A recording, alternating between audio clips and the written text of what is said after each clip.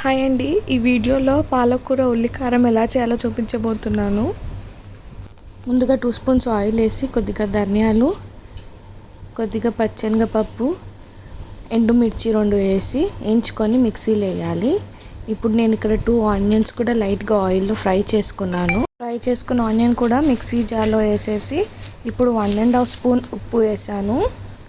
కారం కూడా 1½ స్పూన్ వేసాను.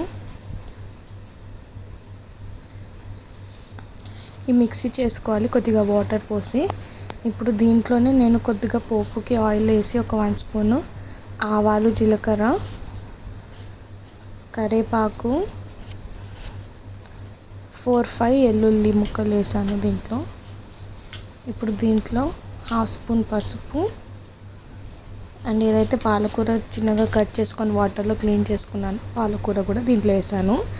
పాలకూర మూత లేకుండా వేగించుకోవాలి. ఇప్పుడు ఏదైతే ఉల్లిపాయ పేస్ట్ ఉందో అది కూడా దీంట్లో వేసేయాలి. వేసి మిక్స్ చేసి పెట్టేస్తే ఆ వాటర్ అంతా ఇంకిపోయిన తర్వాత అంతే, మన పాలకూర ఉల్లికారం అయితే రెడీ అయిపోయింది.